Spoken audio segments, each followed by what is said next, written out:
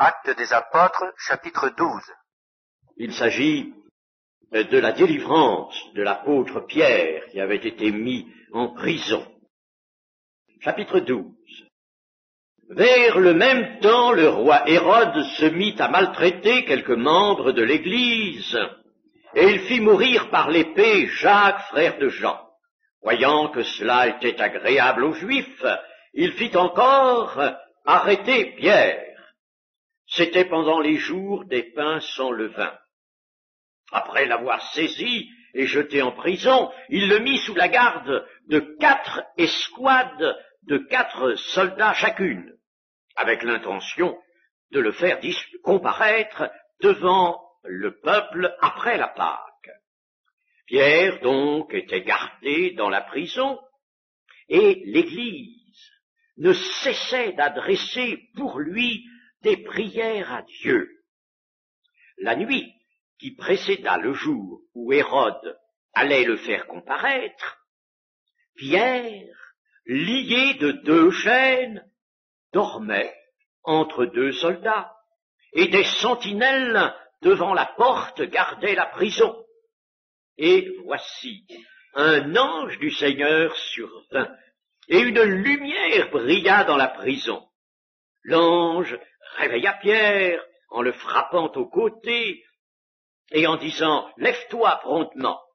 Les chaînes tombèrent de ses mains. Et l'ange lui dit « Mets ta ceinture et tes sandales ». Et il fit ainsi. L'ange lui dit encore « Enveloppe-toi de ton manteau et suis-moi ». Pierre sortit et le suivit, ne sachant pas que ce qui se faisait par l'ange fut réel, et s'imaginant avoir une vision. Lorsqu'ils eurent passé la première garde, puis la seconde, ils arrivèrent à la porte de fer, qui mène à la ville, et qui s'ouvrit d'elle-même devant eux. Ils sortirent et s'avancèrent dans une rue. Aussitôt, l'ange quitta Pierre. Revenu à lui-même, Pierre dit « Je vois maintenant d'une manière certaine que le Seigneur a envoyé son ange et qu'il m'a délivré de la main d'Hérode et de tout ce que le peuple juif attendait. » Après avoir réfléchi, il se dirigea vers la maison de Marie, mère de Jean, surnommée Marc, où beaucoup de personnes étaient réunies et priaient. Il frappa à la porte du vestibule, et une servante nommée Rhode s'approcha pour écouter. Elle reconnut la voix de Pierre, et dans sa joie, au lieu d'ouvrir, elle courut annoncer que Pierre était devant la porte. Ils lui dirent « Tu es folle !» Mais elle affirma que la chose était ainsi, et ils dirent « C'est son ange !» Cependant, Pierre continuait à frapper. Ils ouvrirent et furent étonnés de le voir. Pierre, leur ayant de la main fait signe de se taire, leur raconta comment le Seigneur l'avait tiré de la prison, et il dit « Annoncez-le à Jacques et aux frères ». Puis il sortit et s'en alla dans un autre lieu. Amen. Nous avons là ce roi Hérode, dont il faut d'abord que nous disions un mot, parce que il y en eut en réalité 3. Il y eut d'abord le Hérode qui régnait à la naissance du Seigneur Jésus, et qui fut celui qui ordonna le massacre des enfants de Bethléem. Vous savez que Joseph et Marie durent s'en aller, avertis par un ange, s'en allèrent en Égypte pour soustraire l'enfant Jésus à ce massacre. C'était Hérode le Grand, appelé le Grand. Puis, un peu plus tard, vint un autre Hérode, appelé Hérode Antipas, et qui était le fils d'Hérode le Grand. Et ce fut lui qui régna pendant le ministère de Jésus. Ce fut lui qui fut par conséquent le meurtrier de Jean-Baptiste. Et enfin, nous sommes à l'époque des Actes, là, c'est un troisième Hérode qui règne maintenant, c'est le neveu du précédent, d'Hérode Antipas, et il se nomme Hérode Agrippa. Et voyant que cela était agréable aux Juifs, nous dit notre récit, Hérode fait arrêter Pierre. Il avait besoin, grand besoin, de se concilier les Juifs. Alors, comme ce qu'il vient de faire, l'arrestation de Jacques et sa mise à mort a provoqué un grand contentement au milieu des Juifs, alors il continue, il arrête Pierre, dans le but, bien sûr, de le faire mourir, mais on était là dans les jours sans levain, tout près de la Pâque, et il attend pour faire cela que la Pâque soit passée. Alors il diffère donc l'exécution de Pierre, et Hérode, ainsi engagé, aurait, lui, fait mourir les apôtres, tous les apôtres, et il aurait, bien sûr, porté ainsi un coup très sévère à l'Église naissante. Et c'est pourquoi nous voyons que Dieu arrête. Il y a des moments où Dieu doit intervenir lui-même. Dieu est malgré tout très réservé dans le temps de l'Église quant à des interventions spectaculaires, disons, miraculeuses, éclatantes, comme celles que nous voyons ici. Et pourquoi? Mais tout simplement parce que ces interventions-là, interventions éclatantes, peut-être nous les désirerions, nous voudrions bien qu'il y en ait très souvent, quand nous avons quelque chose, nous serions bien contents que Dieu intervienne. Mais ça ne se concilie pas avec le temps de la patience de Dieu, avec le temps de la grâce, le temps de la foi. Les hommes ne peuvent être sauvés que par la foi et non par la vue, et non par des actes qui constituent malgré tout une contrainte. D'ailleurs, nous savons que la contrainte des événements, l'évidence, par exemple, de la puissance de Dieu dans un acte miraculeux, cette puissance, cette évidence, n'est pas propre à convertir les hommes. Bientôt, nous allons voir un grand événement et une grande action de Dieu qui est décrite par le prophète Ésaïe, c'est la fameuse guerre de Gog. Elle se prépare maintenant dans les événements, et alors là, Dieu va intervenir aussi, il ne peut pas manquer de le faire, intervenir de façon éclatante, lorsque la Russie, avec tous ses alliés, fera descendre cette immense armée, dont une partie est déjà prête en Syrie, puisqu'il y a déjà 2900 chars russes qui sont là amassés. Eh bien, quand cette armée fondra comme une tempête, ce sont les propres termes du prophète, viendra comme une sorte de rouleau compresseur descendant sur la Galilée, alors à ce moment-là, Dieu interviendra. Nous savons comment il interviendra, n'est-ce pas, d'une façon catégorique, et alors, selon l'expression de la Bible juive de Zadok-Khan, la cohue de Gog, la multitude, dit notre version seconde, la cohue de Gog sera alors là réduite à rien, il y aura une hécatombe extraordinaire. Alors Dieu interviendra. Mais il est dit que les nations sauront que l'Éternel est intervenu, et les nations seront obligées de le reconnaître. Ils connaîtront que l'Éternel est intervenu. Vous croyez qu'elles se convertiront pour autant? Non, ils seront obligés d'admettre. Même des gens qui maintenant ne croient pas à Dieu seront obligés d'admettre ça. C'est pas possible, c'est inexplicable. Les choses seront inexplicables. Vraiment, le Dieu d'Abraham, d'Israël et de Jacob, est intervenu en faveur de son peuple. Il n'y a pas d'autre explication. Je me glorifierai aux yeux de toutes les nations. Elles connaîtront que l'Éternel est intervenu, mais cela ne les convertira pas. C'est donc pourquoi Dieu n'emploie pas et emploie rarement sa puissance de cette manière. La puissance s'emploie maintenant dans l'Évangile. Elle passe à travers l'Évangile. Ça, l'Évangile est la puissance de Dieu pour quiconque croit. La voilà la puissance maintenant. Mais je vous dis, ça ne va pas durer toujours. Alors, revenons à notre récit.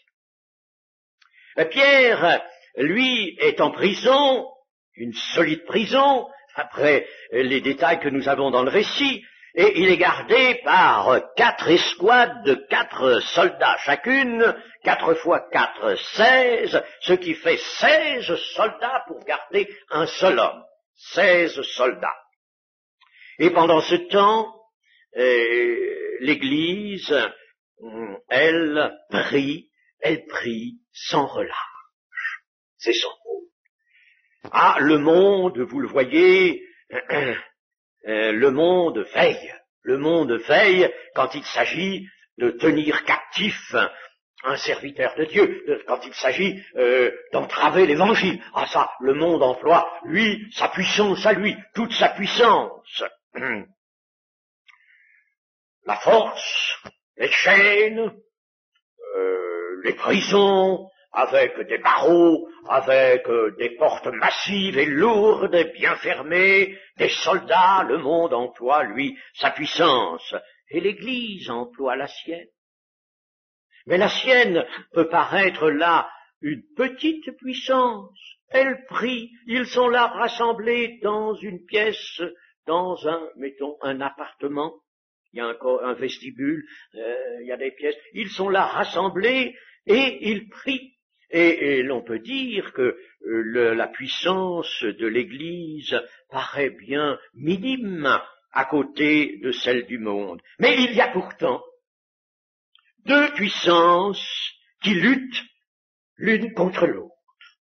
Et il faut que nous pensions à cela pour maintenant. Le monde est puissant par ses raisonnements, par ses prétentions, par les moyens dont il dispose, les masses médias, pour imposer son ordre, pour imposer ses vues, pour entraîner le monde dans des notions qui sont mensongères. Il dispose de puissance.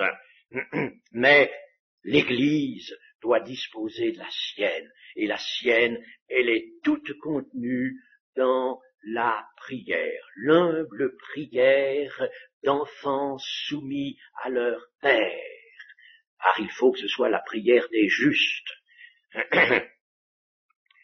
Mais par leur faible voix, les membres de l'Église vont pourtant gagner la partie.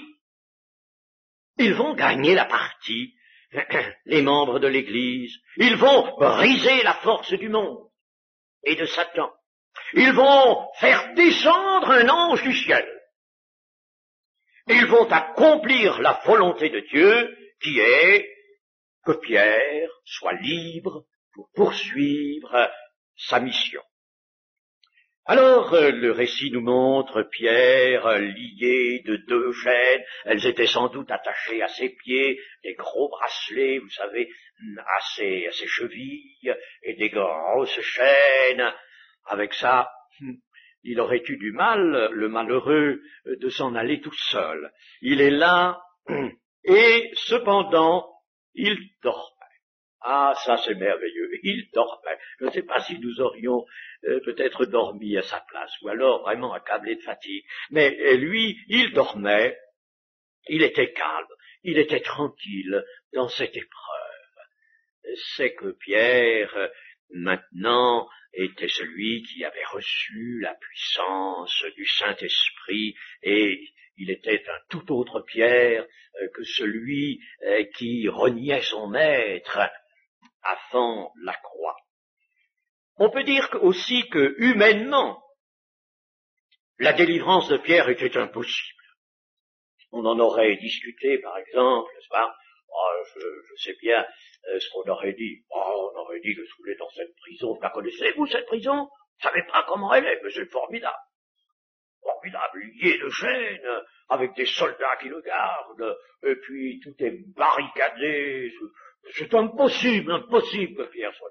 Prions, mais enfin, c'est impossible que Pierre soit délivré. La délivrance de Pierre est donc, à vue humaine, quelque chose d'impossible.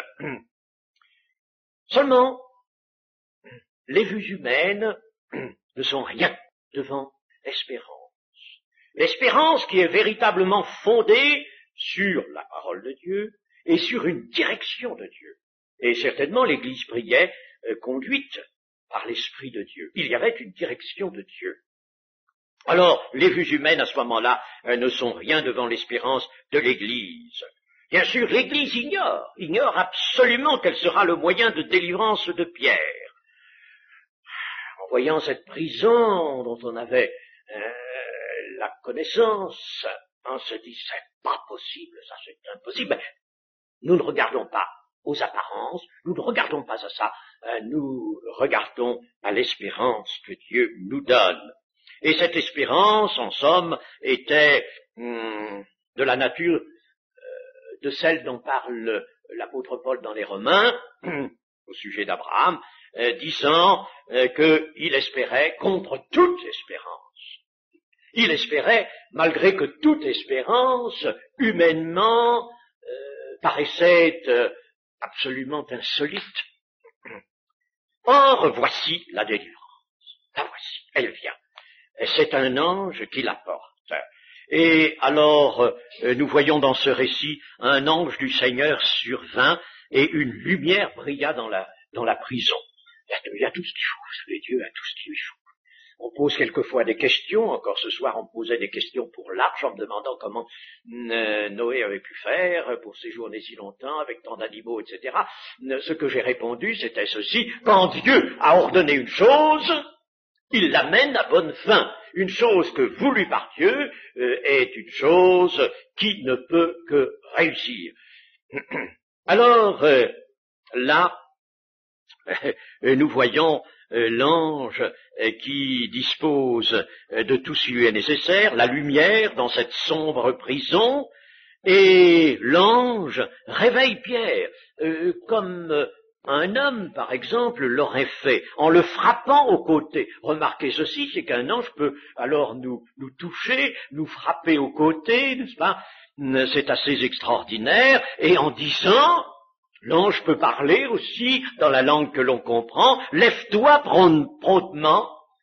Vous voyez, l'ange dispose de tous les moyens nécessaires. Et les chaînes tombèrent de ses mains. Elles étaient aux mains. Je disais tout à l'heure aux pieds. Non, elles étaient aux mains. Voyez-vous, elles étaient aux mains. Il y avait des bracelets là, et c'était des chaînes qui lui tenaient les mains et les bras. Elles tombent.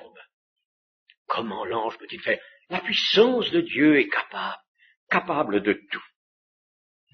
Et l'ange dira à Pierre, mets ta ceinture et tes sandales. Et il s'était un peu défait, plus pour se reposer, plus commodément. Mets ta ceinture et tes sandales. Et Pierre fait ainsi, un peu machinalement, parce que il est comme dans un rêve. Et ensuite, l'ange lui dit aussi, enveloppe-toi de ton manteau et suis-moi. C'était la nuit, faisait frais. Vous voyez les précautions que l'ange prend pour faire sortir Pierre dans la rue. Enveloppe-toi de ton manteau. C'est quelque chose vraiment de délicieux, de magnifique, n'est-ce pas? La délivrance de Dieu, vous voyez, quand elle vient, elle se met à notre portée, à notre niveau. Nous voyons donc que Dieu peut employer les anges. Et l'Épître aux Hébreux, dans son chapitre 1er, nous dit en effet qu'il emploie les anges pour délivrer quand c'est nécessaire. En tout cas, il les emploie au service de ceux qui doivent hériter le salut. Ceux qui, par conséquent, sont dans des chrétiens qui sont dans la lumière, alors Dieu peut employer les anges, et cela, nous avons eu l'occasion de le constater dans bien des circonstances. Moi, personnellement, j'ai connu plusieurs circonstances où manifestement, je n'ai pas vu l'ange, mais où manifestement, un ange est intervenu. Les choses sont inexplicables autrement. Inexplicables. Je ne vais pas vous raconter ces choses-là maintenant parce que ça nous retiendrait trop longtemps, mais il est absolument certain que même à notre époque maintenant, comme le dit l'Épître aux Hébreux, des anges peuvent intervenir en faveur de ceux qui doivent hériter le salut. Si nous sommes dans l'obéissance à Dieu, nous sommes soumis à Dieu, nous exerçons cette piété qui est si chère au Seigneur, eh bien, quelque chose survient, le Seigneur peut nous délivrer par le moyen des anges. Les anges, donc, peuvent veiller, garder. La notion d'ange gardien n'est pas étrangère à la révélation. Ils peuvent protéger, ils aident, et ils se réjouissent même de nos progrès spirituels. Toutefois, la sanctification et le salut sont uniquement l'œuvre de l'Esprit, et non pas des anges. Il n'y a qu'à tout à fait à la fin, quand l'Église sera enlevée, que 3 anges parcourront la terre pour délivrer les derniers avertissements de Dieu à la terre. Mais sans quoi, les anges n'annoncent pas l'Évangile, tant que l'Église est là. Et la sanctification n'est pas leur fait, c'est l'œuvre directe de l'Esprit. Alors voilà, Pierre délivré, il s'engage en disant, mais l'ange disparaît. Moi j'aurais été à la place de Pierre, je me suis dit quel dommage, j'aurais bien voulu que ce merveilleux compagnon reste un petit peu plus longtemps avec moi. Mais non, sa mission terminée, l'ange s'en va. Et il faut que Pierre dispose de sa liberté. Il est libre maintenant, mais de sa responsabilité. Et alors que fait-il? Eh bien, il réfléchit et il se rend là où est l'Église, là où sont ses frères et ses sœurs. Alors, il vient et il frappe à la porte. Et il frappe longuement à la porte. Mais quel contraste avec l'action qui vient de se produire dans la prison, avec la puissance divine exercée par l'ange. Quel contraste! Il y avait là un miracle éclatant, et puis là, il frappe à la porte, on lui ouvre pas, et pourtant ce sont les siens, c'est l'Église en prière qui est là, la porte de fer de la prison, cette lourde porte, s'était ouverte d'elle-même, et tout de suite, et la porte de bois est longue à s'ouvrir. La délivrance de Dieu est prompte, est franche, est entière. Mais, vous le voyez, la foi de l'homme, la foi de l'Église est encore hésitante, elle est encore discuteuse, elle est encore, malheureusement, encore assujettie à toutes sortes de considérations. Les apparences la paralysent encore. Reconnaissons que notre foi est imparfaite. L'exaucement peut nous surprendre souvent. Nous ne comptons pas suffisamment sur l'efficacité de nos prières. Et il nous arrive peut-être de prier parce qu'il faut le faire par acquis de conscience. Oui, quand nous prions, il nous semble peut-être que nous avons la foi. Mais si soudain, Dieu nous place devant l'exaucement qui intervient là, subitement, promptement, brutalement, je dirais, alors on ne sait plus. Et vous voyez, n'est-ce pas, les chrétiens, l'Église qui était là rassemblée, et la petite servante Rhodes qui vient dire « C'est Pierre qui est à la porte !» Elle est affolée, elle oublie d'ouvrir la porte à Pierre. Mais elle vient dans le fond du vestibule dire « C'est Pierre qui est là !» Mais ma pauvre, tu es folle. Tu es folle, ma pauvre. Tu es folle. Et l'on vient de prier, et l'on a prié depuis plusieurs heures pour la délivrance de Pierre. Comment trouvez-vous ça? Tu es folle, ma pauvre. Voilà une première leçon qu'il faut recueillir de ce récit. Vous voyez comme notre foi a besoin véritablement de réaliser de grands progrès.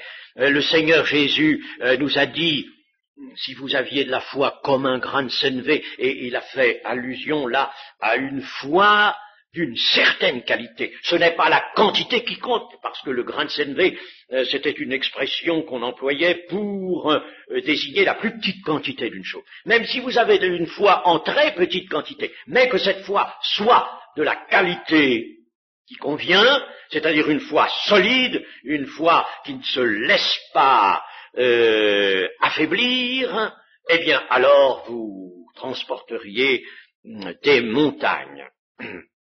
Et le Seigneur alors de dire, quand vous priez, si vous ne doutez pas dans votre cœur, et si vous croyez même, alors croire que la chose que vous demandez, vous l'avez obtenue, vous la verrez se produire. Il faut que, sans douter dans le cœur, voyez, il faut que la foi arrive à cela, sans douter. Là, il aurait fallu, dans cette circonstance, que l'Église, dans cet appartement, en entendant Rhodes, se précipite à la porte, ouvre et puis dise « Louange à toi, merci Seigneur », au lieu de dire « Tu es folle, ma pauvre », de nous annoncer que Pierre est là. Et puis encore, n'est-ce pas, mais c'est pas Pierre, c'est son ange peut-être qui est là. Tu as reconnu la voix de Pierre, mais non, c'est son ange, c'est pas lui, ça peut pas être lui, voyons, il est dans la prison. Mais on prie pour qu'il soit délivré. Ah oui, mais on ne croit pas. On ne croit vraiment pas. C'est extraordinaire. Et puis dans ce passage, et nous terminerons sur cette observation, dans ce passage, nous avons deux événements consécutifs. Nous avons d'abord la délivrance de Pierre par un ange, selon la fidélité de Dieu, selon le plan de Dieu, selon sa bonté, la délivrance de Pierre. Et nous avons un deuxième événement qui est la mort d'Hérode. La mort d'Hérode, et qui s'opère, elle aussi, par le moyen d'un ange. Alors, il y a un ange qui vient délivrer Pierre, mais peu de temps après, il y a aussi un ange qui vient frapper le roi Hérode de mort selon la justice de Dieu. Selon la justice de Dieu. Dieu avait patienté un temps avec cet Hérode, l'avait laissé faire, mais il y avait là un comble que Dieu ne pouvait pas supporter, et là, il est intervenu, il a frappé Hérode. Et ces deux événements ensemble nous montrent en somme l'histoire du monde. Et il y a comme la représentation de l'histoire du monde. En effet, Dieu se montre tantôt comme un Dieu juste et jaloux, comme un feu dévorant, dira l'Épître aux Hébreux.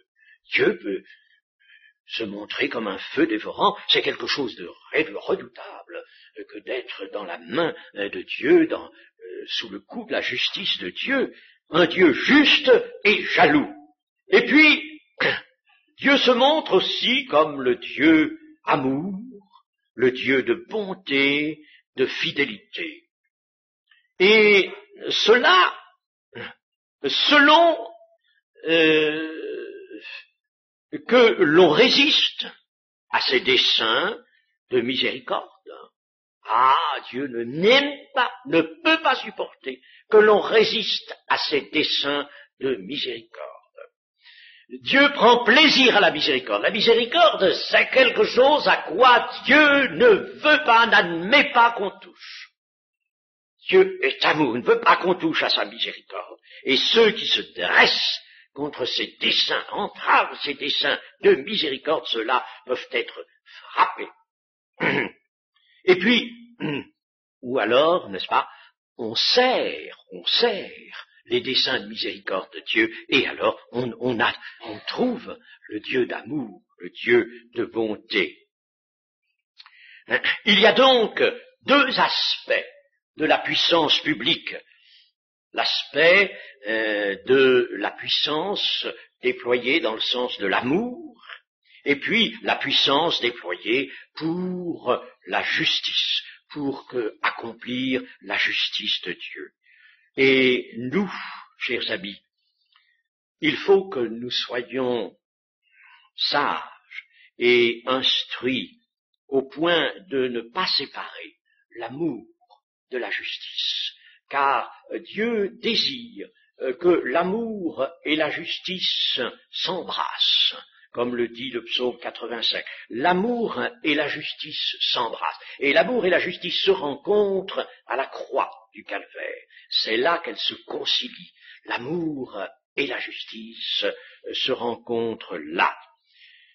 Et pour cela, il faut bien sûr que nous soumettions nos cœurs à la parole de Dieu. Si nous voulons vraiment que l'amour de Dieu et la justice de Dieu nous soient favorables ensemble, alors soumettons nos cœurs à sa parole. Du côté de l'amour, nous aurons une protection, une garde. Nous avons le psaume 121 qui contient plusieurs fois le verbe garder. L'Éternel te garde, l'Éternel te protège, te garde. Et puis, de l'autre côté, nous avons la crainte du châtiment, la crainte du jugement, et cette crainte, l'Épître aux Hébreux l'évoque encore devant l'Église. Attention à cette crainte. Mais, mes amis, si nous sommes vraiment liés, unis au Seigneur Jésus, notre Maître, alors là, nous sommes dans les voies de la miséricorde de Dieu, et nous n'avons pas à craindre la justice de Dieu, car justice a été faite pour nous à la croix du calvaire. Que le Seigneur soit béni pour cela. Amen. Et toi, Seigneur des Seigneurs,